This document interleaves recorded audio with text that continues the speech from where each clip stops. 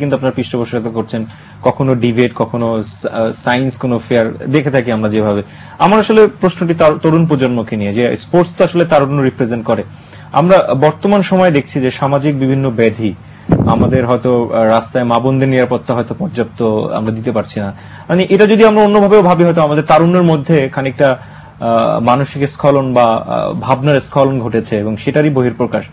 এই প্রজন্মকে যদি আমরা স্পোর্টসমুখী রাখতে পারি, তাহলে হয়তো আরো অনেক বেশি সম্ভব হবে আমাদের এই ধরনের সামাজিক অবক্ষয়কে রোধ করবার জন্য।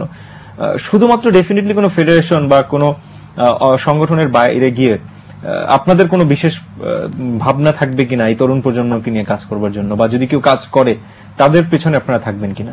আমি এই প্রশ্নটার উত্তরে আরেকটু ডিটেইল বলবো। সেটা হচ্ছে যে আমরা এই ইয়াংদেরকে আমাদের ব্যাংকিং নেটওয়ার্কে আনতে চাচ্ছি। আমরা স্কুলের বাচ্চাদেরকে আমরা স্কুল ব্যাংকিং এ নিয়ে এসেছি এবং আমরা ইতিমধ্যে প্রায় 25,000 স্কুলের বাচ্চাদেরকে আমাদের নেটওয়ার্কে নিয়ে এসেছি এবং বাংলাদেশ ব্যাংক আমাদেরকে স্বীকৃতি দিয়েছে প্রথম 5টি ব্যাংকের একটি ব্যাংক হিসেবে।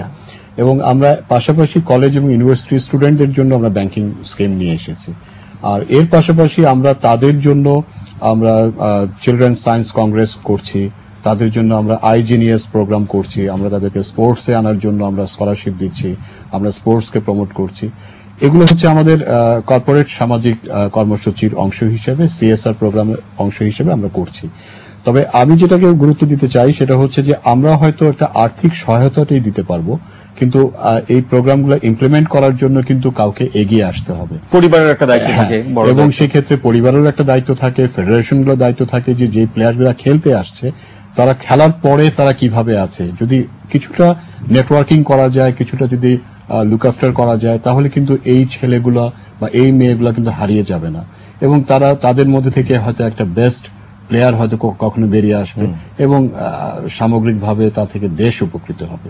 ওকে, সেক্ষেত্রে এক্স খেলোয়াড়রা কি করবে আসলে? আমাদের বিভিন্ন সামাজিক যে সমস্যাগুলো দেখা যায় অনেক সময় তরুণ প্রজন্মের মাঝে, সেই সমস্যা রোধে নিঃসন্দেহে যারা, আপনারা তো লিজেন্ডারি ইনফ্যাক্ট এই স্পোর্টস অঙ্গনে,